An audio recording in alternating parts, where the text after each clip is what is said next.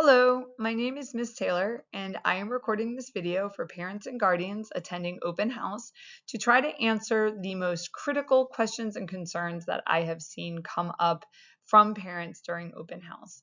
I know that open house can sometimes get a little bit more chaotic than we would like, and I don't always get a chance to speak with parents as much as I want to during the time that we have.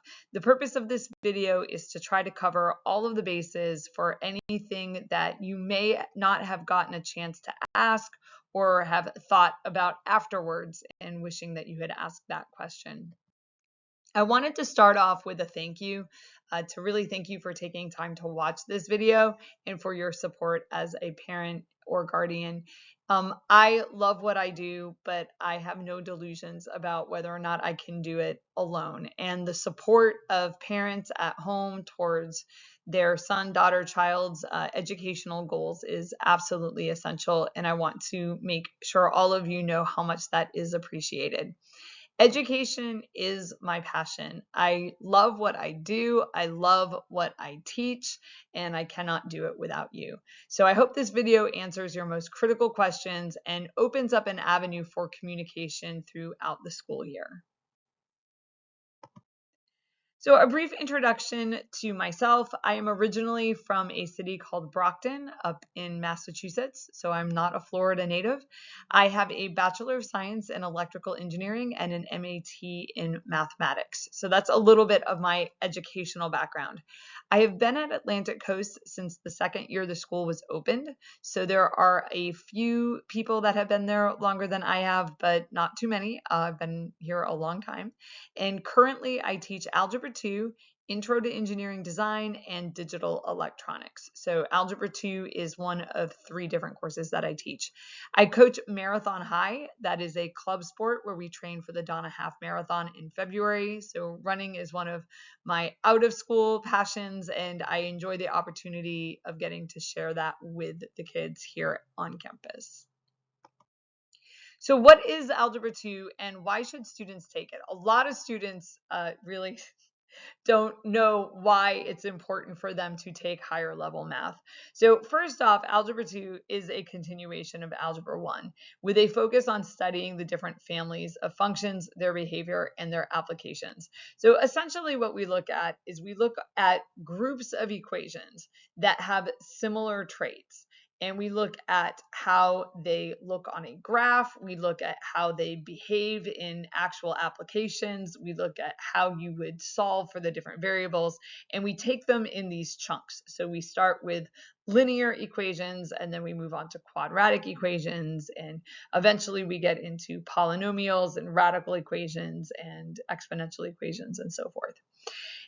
Algebra 2 is really essential for any student who may want to attend college. And most students at Atlantic Coast either know that they want to attend college or they're not sure if they want to attend college. And so Algebra 2 is really essential for them to get that and to make sure that they know the content and that it's on their transcript. It covers similar content to a college algebra class that they would take at FSCJ or UNF or other schools in the state. It helps students prepare for their college math requirement regardless of their intended major.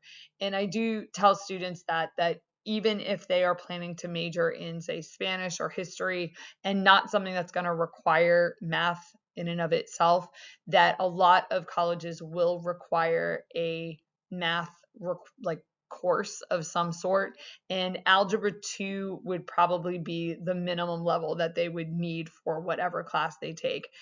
Additionally, math hones logical and critical thinking skills. It is a logical discipline, it's a methodical discipline, and even the fact that many students do find it a challenging class helps with the element of academic perseverance. I've taught Algebra 2 every single year that I've been at Atlantic Coast, and I taught it before coming to Atlantic Coast, and there's not a whole lot that I haven't seen in terms of students coming into the course. I know that it's a challenging course for many students. I've also seen it turn out to be a rewarding class for a lot of students because taking on that challenge and realizing that you can do difficult things is a valuable experience for a lot of high school students. So what resources are available in my class? Over the last few years, I have developed online resources for my students. This is something that started during COVID, where we shifted a lot of our instruction onto online platforms. And what I realized was that the resources were good. Now, I much prefer teaching face to face, and I think that's the best way to do instruction, but it doesn't mean that the online resources aren't valuable. So, what I have is helpful for making up work after an absence or reviewing concepts from class that may have been covered quickly. One of the common questions I get at open house is, what should my child do if he or she is absent? Well, it turns out that I have all kinds of resources on there. So a student is not helpless. They don't have to wait until the next class.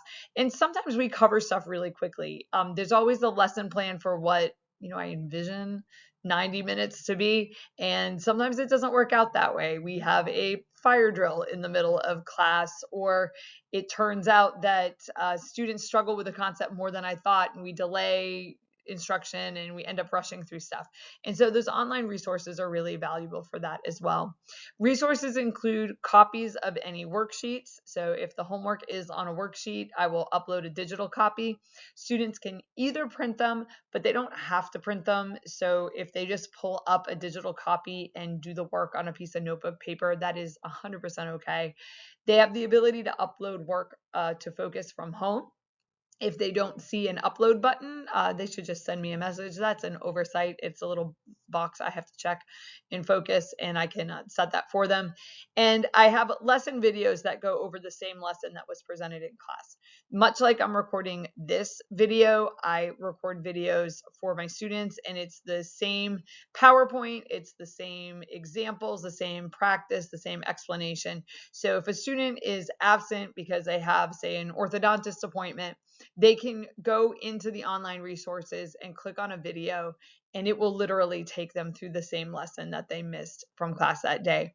I do record all my own videos, so they're not watching generic videos from some other teacher or some other website where I just look them up on YouTube. The videos that your child will have are videos that I have made that go with what I'm doing in class. These resources can be accessed via Teams, and the next slide will give you an idea. So this is from one of my Algebra 2 classes. There's a channel down in the left, over on the left there, that says classes by date. And when they click on that, I have them listed by date. So this is September 9th, and it says attached is the video lesson and the PowerPoint. Homework is in the video and also posted below in the comments. So if they're absent from class, they can literally click that video, they can get the lesson. They can also look at a copy of the PowerPoint itself, and then you can see where I expanded the comments before I screenshotted that.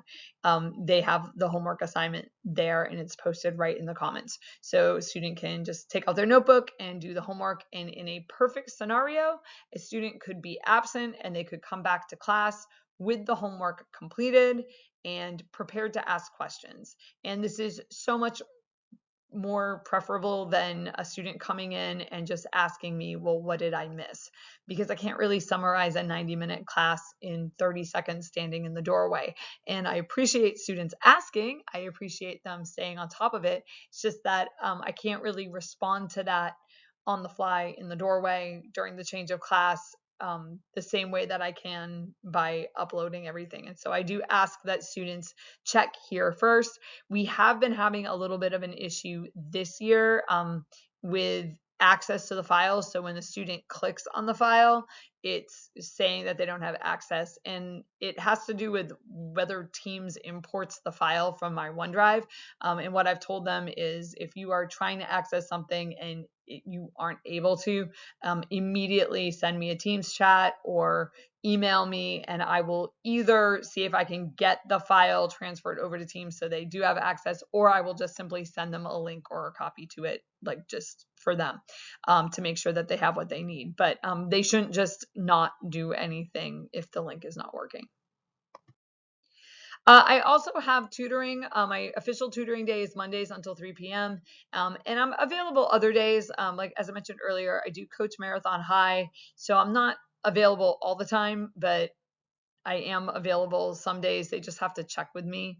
And I do offer retakes and grade recovery if necessary. And I hope that my students don't need to do a retake or they don't fail an entire quarter and need to do grade recovery. But I also believe that a bad start or a bad day or a bad test, even just getting their feet on the ground in Algebra 2, if a student's willing to work, that there should be something the student can do in order to recover that grade and get the grade in the course that they want. Grading is done on a points-based system. That just means that each assignment is worth points, and a student's final grade is the points that they earned divided by the points that were possible. And that's important to know when looking at focus, that some assignments might be 5 or 10 points, and then other assignments are 50 points. And sometimes what students do is they want to plug all like the little assignments because those seem easier. The problem is the little assignments aren't worth enough points to get them the improvement in their grade. And so they do have to focus and tackle on the ones that are more points. I do accept late work up until the day of the in-class test. And after that, any missing assignments will be backfilled with the test grade. So if you are looking at your child's grades in focus and it looks like they have the same grade for all of their homework, and there's a comment that says backfilled from unit test, what that means is that that student did not turn in those homework assignments at all. And they got all the way to the test and they still had zeros. And so they that's the grade that they got on all the homework.